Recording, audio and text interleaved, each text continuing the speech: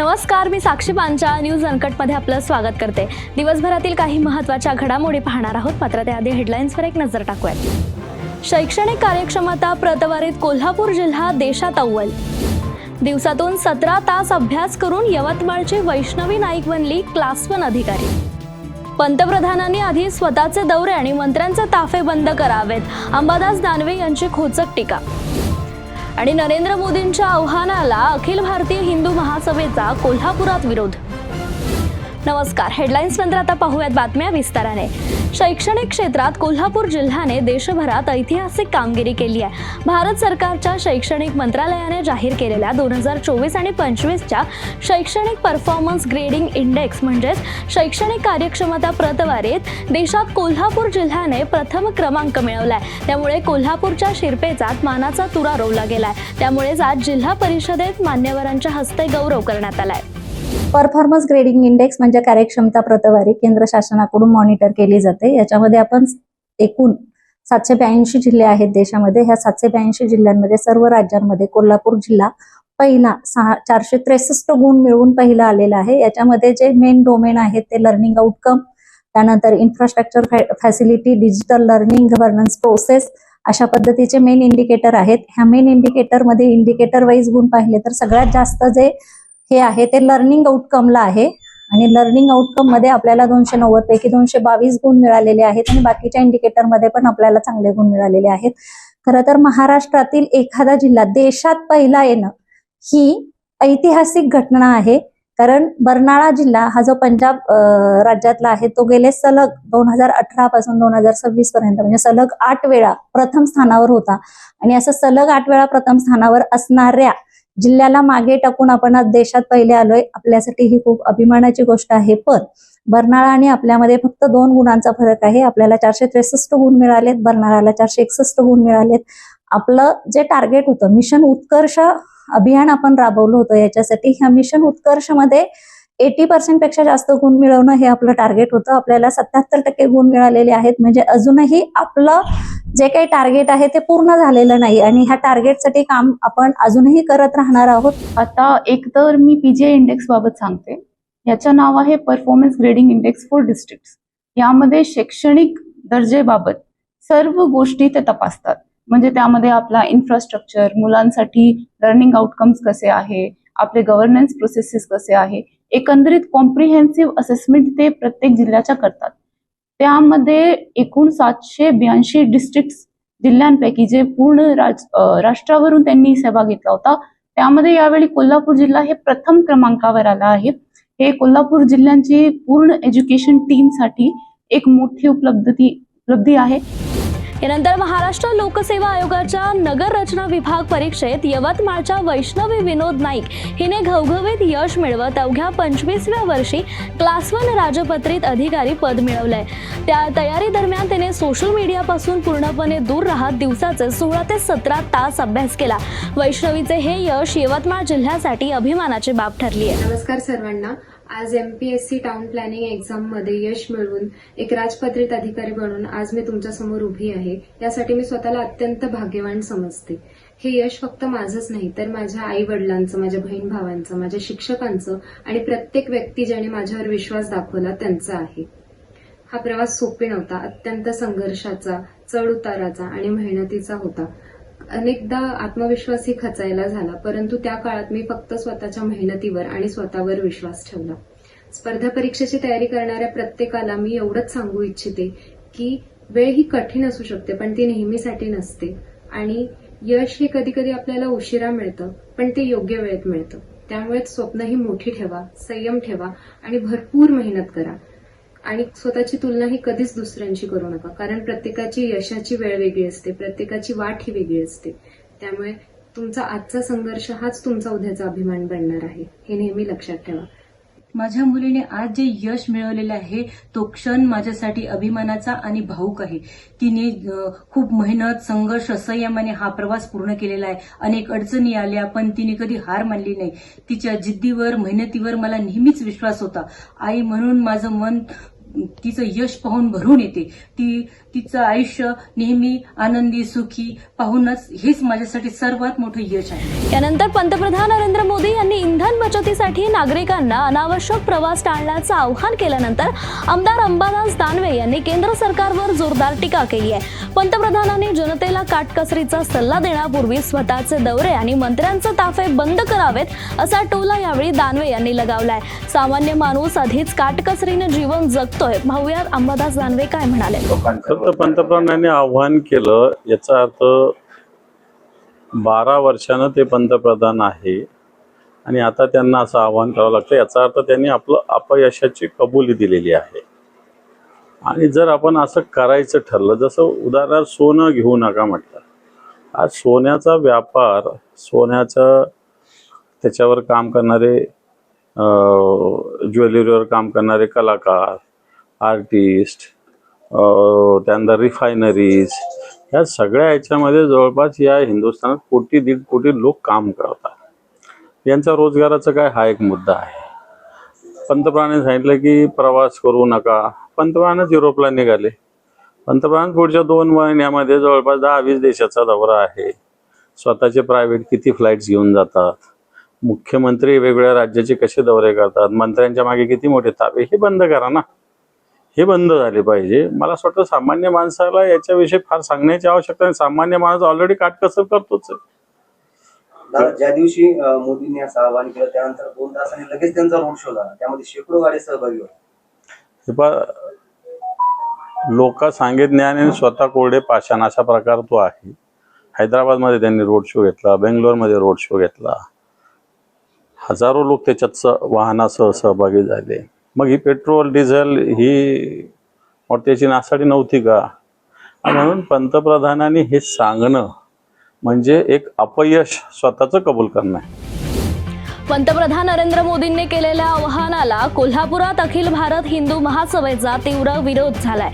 या आव्हान विरोधात आज हिंदू महासभेनं जिल्हा प्रशासनाला निवेदन दिलंय. यासोबतच या आव्हानाचं पहिल्यांदाच लोकप्रतिनिधी आणि शासनाने पालन करावं. मंत्री, आमदार, खासदारांच्या वाहन ताफ्यांमध्ये कपात करून यावर होणारा वारेमाप पैसा कमी करावा असा इशारा यावेळी अखिल भारत हिंदू महासभेच्या पदाधिकाऱ्यांनी सरकारला दिलाय.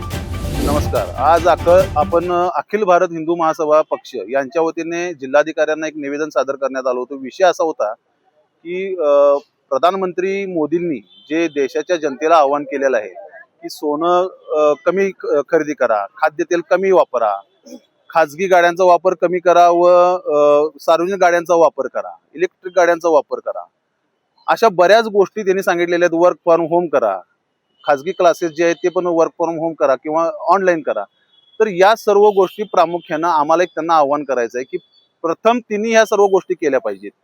मग जनतेला, प्रथम शासन आणि मग जनता असं केलं तर ते योग्य दिसेल. कारण कसं आहे की ऑलरेडी मंत्री लोक असतील किंवा आमदार खासदार असतील यांच्या जो गाड्यांचा ताफा जर काय बघितला तर पुढं 5 गाड्या 10 गाड्या, मागं 5 गाड्या 10 गाड्या, तर त्याच्यामध्ये तेल खर्च होत नाही का किंवा पेट्रोल खर्च होत नाही का? या सर्व गोष्टी होत नाहीत का?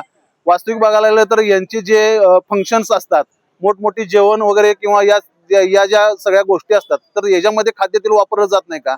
तर यांच्या सर्व गोष्टींना मुभा आहे आणि पहिला जनतेने या सगळ्या आत्मसात करायच्या आणि मग आम्ही आत्मसात करू. तर असं इथनं पुढं अजिबात चालणार नाही. पहिला काय असेल ते प्रशासनानं किंवा लोकप्रतिनिधींनी पहिला या सर्व गोष्टी आत्मसात कराव्यात, स्वतः आपण लागू करून घ्याव्यात.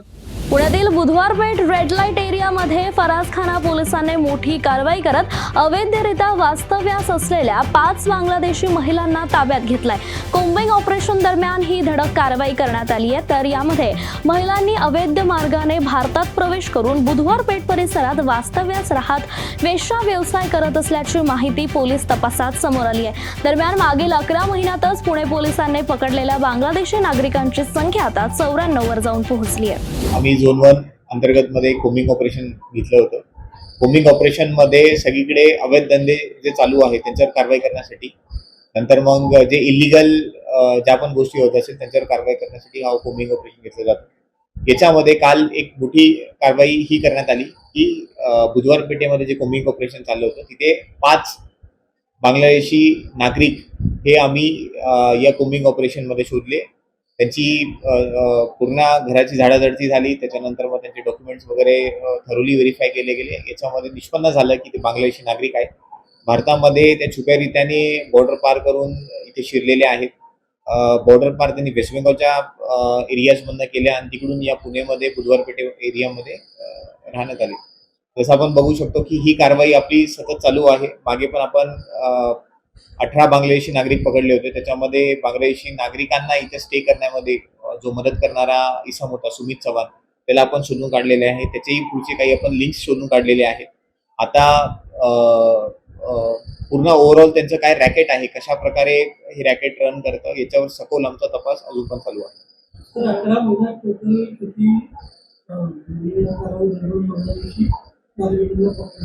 की जेव्हापासनं मी चार्ज घेतलेला आहे 1 जून 2025 पासून, तेव्हापासून आम्ही 94 बांगलादेशी नागरिकांना पकडलेलं आहे. त्याच्यापैकी बहुतांश 60 पेक्षा जास्त नागरिकांना आम्ही डिपोर्ट केलेलं आहे. काही नागरिक अजून पण डिटेन्शन सेंटर्समध्ये आहेत. त्यांची प्रोसेस कंप्लीट होताच त्यांना पण आम्ही रिटर्न पाठवतो. पुणे जिल्ह्यातील दौंडमध्ये आर्थिक फसवणुकीच्या धक्कादायक प्रकरणात एका 71 वर्षीय वृद्धाचा मृत्यू झाल्याची धक्कादायक घटना समोर आली आहे.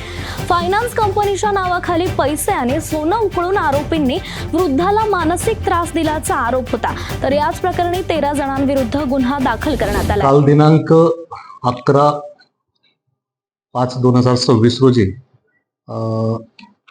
पोलीस ठाण्याला माहिती प्राप्त झाली की इसम नामे विवेक गटणे वय 71 वर्षे यांनी त्याच्या राहत्या घरी गळफास लावून आत्महत्या केली आहे. त्याप्रमाणे आमचे पोलीस त्या ठिकाणी तात्काळ हजर राहून सदरचा मृतदेह खाली करून त्यांना हॉस्पिटल येथे पाठवले असता डॉक्टरांनी त्यांना मयत घोषित केले. त्यानंतर त्यामध्ये इन्क्वेस्ट पंचनामा करून पोस्टमॉर्टम केला असता डॉक्टरांनी त्यांना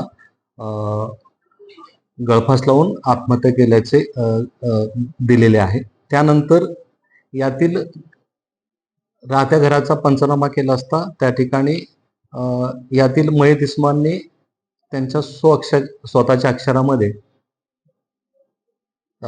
त्यांना काही त्यांचे आर्थिक व्यवहार होते आणि त्यांच्या आर्थिक व्यवहारावरून काही लोकांनी त्यांना मानसिक त्रास दिल्यामुळं त्यांच्या मानसिक छळामध्ये त्यांनी आत्महत्या केल्याबाबतचे आपल्याला सुसाईड नोट्स प्राप्त झाले आणि त्या सुसाईड नोटवरून आपण यातील 12 लोकांवर दौंड पोलीस ठाणे गुन्हा क्रमांक 298/26 कलम 108 वगैरे कलमान्वये त्यांच्यावर गुन्हा दाखल केलेला आहे. यानंतर तुमसर नगर परिषदेने कोट्यावधींचा निधी खर्च करून बांधलेले रस्ते वर्षभरही टिकत नसल्याचं धक्कादायक वास्तव समोर आलंय. तुमसरच्या दुर्गानगरमधील एका सिमेंट रस्त्याचं अवघ्या वर्षभरातच उखडल्याने कंत्राटदार आणि अधिकाऱ्यांच्या संगनमतावर प्रश्नचिन्ह उपस्थित झालाय. निकृष्ट दर्जाचं साहित्य आणि सिमेंटचा कमी वापर केल्यामुळे रस्त्याला ठिकठिकाणी मोठमोठ्या भेगा पडल्यात. या प्रकरणी स्वराज्य युवा एकता फाउंडेशनच्या नेतृत्वात जिल्हाधिकाऱ्यांकडे तक्रार करण्यात आली आहे. यासोबतच या प्रकरणामध्ये 8 दिवसात कंत्राटदारावर कारवाई न झाल्यास नागरिकांनी नगर परिषदेसमोर आमरण उपोषणाचा इशारा दिलाय. कृपान दुर्गानगर प्रभाग क्रमांक 11 तुमचं तिथला आमच्या घरापासून शेजारच्या रोड जवळपास 1 ते 1.5 वर्षापूर्वी बनलेला आहे आणि हा मागील 6 महिन्यापासून रोड फुटून राहिला. याची गुणवत्ता तुम्ही पाहू शकता. हा हातातून असं बाहेर निघून राहिला हे असे आणि याच्यामध्ये सगळी माती आहे. दरम्यान हा काम केला आहे रमा कंस्ट्रक्शननी. त्याचे ठेकेदार होते चेतन मिश्रा आणि त्यांनी जो काम केला त्याचा बोर्ड सुद्धा इथं नाही लावला. कारण की कोणताही सरकारी काम झाला की त्याचा बोर्ड लावण्याचा असं असतो की किती रुपयाचं काम आहे, किती कालावधीत संपलेला आहे, त्याचा पूर्ण मार्गदर्शिका म्हणून एक बोर्ड लावण्यात येतो. त्यांनी तो बोर्ड सुद्धा नाही लावला आणि या रोडाचा जो इंचार्ज होते नगर परिषद प्रशासनाचे जे इंजिनियर वगैरे होते ज्यांच्या देखरेखीखाली काम झाला त्यांनी अशा सुमार दर्जाच्या कामाकडे लक्ष का बरं नाही दिले. हा रोड दिवसेंदिवस फाटून राहिला, या बाजूला पसरून राहिला. त्यांनी खालची जे क्लिअरिंग केली ते बरोबर नाही केली. असंच जर भ्रष्टाचार हा अति भ्रष्टाचार आहे अति. म्हणजे हे टाळूवरचे लोणी खाणारे आहेत हे ठेकेदारचे अधिकारी सगळे. माझी प्रशासनालाही विनंती आहे की अशा ठेकेदारांना एक तर काळ्या यादीत टाकावे किंवा त्यांना पुन्हा नगर परिषद कोणताही काम देऊ नये. मी अमित मेश्राम, सामाजिक कार्यकर्ता तुमसर.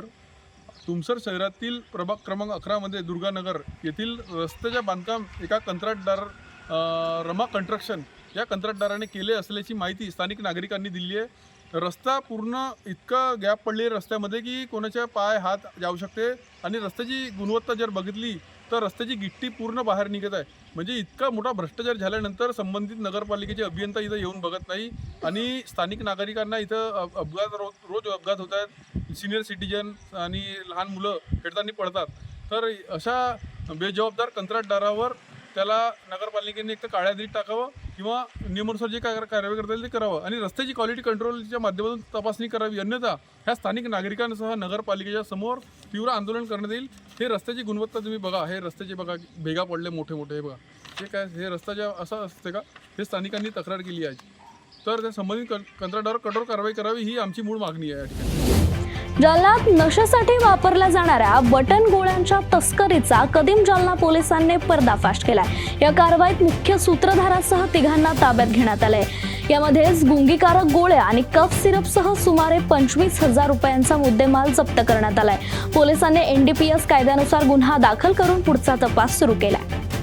28 एप्रिल 2026 कदीम जालना पोलीस स्टेशन येथे 178/2026 NDPS कायदा अंतर्गत एक गुन्हा दाखल केला गेला होता। त्याच्यामध्ये एक आरोपी याचे नाव आहेत सय्यद सलमान सय्यद गफार, त्यांच्याकडून बटन गोली जे एक अँटी डिप्रेशन मेडिसिन आहेत ते हस्तगत केलेली होती। त्याच्यामध्ये आम्ही बॅकवर्ड लिंकेजेस करून मुख्य सूत्रधार कोण आहेत आणि कुठून हे गोळ्या त्यांना भेटली आहेत त्याची माहिती काढून आज 2 सूत्रधार आपल्या ताब्यामध्ये पकडले आहेत आणि त्यांच्याकडून आणि एकंदरीत या गुन्ह्यामध्ये आम्ही 1100चे वर बटन गोली पकडली आहे आणि 76 कफ सिरपची बॉटल भेटली आहे आम्हाला आणि त्याच्यासोबत 3 आरोपी आमच्या ताब्यामध्ये आहेत।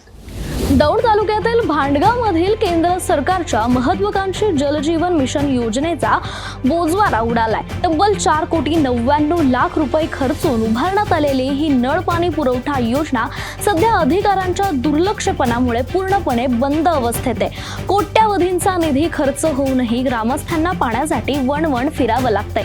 अनेक वेळा तर उपोषण आंदोलन करून देखील अधिकारी योजना सुरूच करत नाहीयेत, त्यामुळे संताप व्यक्त करण्यात येतो। कृषी मंत्रालयाने हरभरा खरेदीसाठी 29 मे आणि तूर खरेदीसाठी 31 मे पर्यंत मुदतवाढ दिली असताना तिवसा तालुक्यातील खरेदी केंद्र आता बंद आहेत असा सवाल शेतकऱ्यांनी उपस्थित केलाय। पाहूया। कृषी उत्पन्न बाजार समितीची तूर आणि चण्याची खरेदी बंद आहे। बारदाण्याच्या नावावर 20 दिवस खरेदी बंद राहिली आणि आता मुदत आहे पण लक्षांकाच्या नावावर खरेदी बंद केलेली आहे। हजारो शेतकरी आपला माल जो आहे शेतमाल तूर आणि हरभरा हा घरी ठेवलेला आहे। व्यापाऱ्याचा मात्र रात्रीतून अपरात्रीतून व्यापाऱ्याचा माल खरेदी केलेला आहे। शेतकरी मात्र यापासून दुर्लक्षित आहे। आणि याचा नाफेडचा जो खरेदी विक्रीचा जो व्यवस्थापक आहे गोफणे सर्व अनियमितता करतो आहे। याच्यामध्ये व्यापाऱ्याला संचालकांना प्राथमिकता देऊन शेतकऱ्यांना दूर सारतोय। त्यामुळे या गोफणेवर कारवाई झाली पाहिजे। तातडीनं शेतकऱ्यांचा माल जो आहे खरेदी सुरू झाली पाहिजे। हरभऱ्याची आणि तुरीची खरीपाचा जो विमा शेतकऱ्यांना आजपर्यंत मिळालेला नाहीये तो विमा तातडीनं मिळाला पाहिजे। आणि तालुक्यामध्ये ज्वारीचा पेरा कमी आहे पण 400 शेतकऱ्याची ज्वारीची नोंदी झालेली आहे। त्यामुळे या संपूर्ण अनियमितताची ज्वारीच्या जो नोंदी आहे त्यामध्ये तपासणी केली पाहिजे। कारण ज्वारीच्या नोंदीमध्ये शेतकऱ्यांनी नोंदी केल्या की व्यापाऱ्यांनी नोंदी केल्या, म्हणजे मार्केटमधून ज्वारी उचलायची आणि इकडे APMC मध्ये विकायची हा धंदा, हा काही स्कॅन्डल सुरू आहे का? यामध्ये गोफणेची काही साठगाठ आहे का ह्याची संपूर्ण चौकशी केली पाहिजे। आज या संदर्भातलं तहसीलदारांना आम्ही निवेदन दिलं, त्यावर कारवाई करण्याची मागणी केलेली आहे। ज्या मागण्या आहेत खरेदी APMCच्या ज्या खरेदी आहे नाफेडच्या त्या तातडीने सुरू करण्याची मागणी केलेली आहे। पण हे संपूर्ण जर मागणी आणि कारवाया जर झाल्या नाही तर येत्या काळात शेतकऱ्यांचं सर्वात मोठं आंदोलन आम्ही उभारणार आहे। चंद्रपुरात तब्बल 24 वर्षांपासून कार्यरत असलेल्या उपअधीक्षक भूमी अभिलेख भूमी रेड्डी गिज्जेवार यांच्या विरोधात गंभीर गैरव्यवहारांचा आरोप समोर आलाय। बदली आदेश रद्द करण्यासाठी मंत्रालयात प्रयत्न केल्याचा आरोप त्यांच्यावर होतोय। सोबतच सामाजिक कार्यकर्त्यांनी विभागीय चौकशी आणि तात्काळ कारवाईची मागणी करत आंदोलनाचा इशारा सुद्धा दिलाय। मी राजेश माकोडे, चंद्रपूर। आज ही प्रेस कॉन्फरन्स या माध्यमातून आम्ही घेऊन राहिलो. चंद्रपूर म्हणजे चंद्रपूर उपाधीक्षक भूमी अभिलेख कार्यालय चंद्रपूर येथे कार्यरत भूमरेड्डी गिज्जेवार हे तब्बल 24 वर्षापासून इथेच कार्यरत आहे. नियमाप्रमाणे 4 ते 5 वर्ष राहू शकतात. हे अगदी तब्बल 24 वर्षापासून चंद्रपूर म्हणजे चंद्रपूरच्या आजूबाजूला भद्रावती, बल्लारशा आणि चंद्रपूर या तिन्ही तालुक्यामध्ये तो काम करून राहिला. दुसरी आमची अशी मागणी आहे की याची टास्क फोर्समध्ये माननीय सुप्रीम कोर्टाच्या आदेशाने उपसंचालकांच्या आदेशाने यांची टास्क फोर्स जिल्हाधिकारी कार्यालयात बदली झाली होती. इतर लोकांच्या अधिकाऱ्यांनी तिथं राजू झाले, पण हा असा एक व्यक्ती आहे की त्यांनी आपली टास्क फोर्समध्ये बदली रद्द करून आणली एखादी राजकीय नेत्याच्या मदतीने, आणि त्या आदेशाला रद्द करण्यासाठी यांनी पैशाचे पाठबळ पुरवले. दुसरी गोष्ट, इथं तो आपला पदाचा गैरवापर करून जे त्याच्या अधिकारात एक प्रकरण येत नाही ते प्रकरण तो आपला अधिकाराचा गैरवापर करून ते प्रकरण हाताळून पास करून देतात. आणि सामान्य माणसाचे तुम्ही साधे प्रकरण गेले तर ते काही ना काही त्रुट्या लावून ते प्रकरण रिजेक्ट करतात. जिथं त्याचा ताळमेळ झाला ते प्रकरण तो मंजूर करतो, जिथे त्याचा ताळमेळ नाही झाला ते प्रकरण तो रद्द करतात. आणि विनाकारण जनतेला आपल्या मालमत्तेचे फेरफार घेणे, इतर कामे करण्यासाठी अतिशय त्रास होऊन राहिला. तर म्हणून आम्ही या प्रेस कॉन्फरन्सच्या माध्यमातून अशा अधिकाऱ्याला चंद्रपूर जिल्हाच नाही तर विदर्भाच्या बाहेर याची बदली करावी. समजा वरिष्ठांनी याची दाद नाही घेतली तर आम्ही जन आंदोलन करू, जनहित याचिका दायर करू आणि त्याची तात्काळ बदलीसाठी आम्ही हे करू. पुणे जिल्ह्यातल्या इंदापूर तालुक्यात दक्षिण पट्ट्यापासून वाहणाऱ्या नीरा नदीचं पात्र पूर्णपणे कोरडं पडले. गेल्या 3 महिन्यांपासून नदीत पाण्याचा थेंब नसल्याने शेती, पशुधनाचा चारा आणि पिण्याच्या पाण्याचा गंभीर प्रश्न तयार झालाय. पाण्याअभावी शेतकरी चिंतेत असून ग्रामस्थांना मोठ्या अडचणींचा सामना करावा लागतो. मी शरद जाधव निर्वांगी गावातील एक सामान्य शेतकरी आहे. निर्वांगी गाव हे नीरा नदीच्या काठावरती वसलेलं आहे, परंतु नीरा नदीला गेल्या 4 महिन्यापासून पाण्याचा एक थेंब देखील नाही. त्यामुळे विहिरीची आणि इंधन विहिरींची पाण्याची पातळी खूप खालावलेली आहे. पाण्याची कमतरता असल्यामुळे लोकांना पिण्यासाठी पाणी नाही, तसेच नदीमध्ये चरायला आलेल्या शेळ्या, मेंढ्या आणि चिमणीला प्यायला सुद्धा पाणी कुठं इथं दिसत नाही. कालव्याच्या माध्यमातून जे पाणी येतं ते निर्वांगी गावाच्या शेवटच्या टेलपर्यंत पोचत नाही. त्यामुळे पाण्याचा प्रश्न हा अतिशय गंभीर झालेला आहे. त्याचा परिणाम दुग्ध व्यवसायावरती झालेला आहे. पशुधन विकण्याची वेळ शेतकऱ्यावरती आलेली आहे. त्याचप्रमाणे अलीकडच्या काळामध्ये भारनियमनाचा हा ज्वलंत प्रश्न निर्माण झालेला आहे. भारनियमन इतक्या मोठ्या प्रमाणावरती झालेलं आहे की त्यामुळे चोऱ्यांचं प्रमाण वाढलेलं आहे. रात्रीच्या वेळेचं भारनियमन 6 तासापेक्षा पुढं गेलेलं आहे. प्राथमिक आरोग्य केंद्र आमच्या गावामध्ये आहे, चांगल्या प्रकारचं काम आहे, परंतु लाईटची व्यवस्था नसल्यामुळं तेथे पेशंटना, रुग्णांना कुठल्याही प्रकारची सुविधा देता येत नाही. त्यामुळं शासनाने याच्याकडे थोडंसं गांभीर्यानं लक्ष द्यावं. या बातमीसह आजच्या बुलेटिनमध्ये इथेच थांबूयात. धन्यवाद.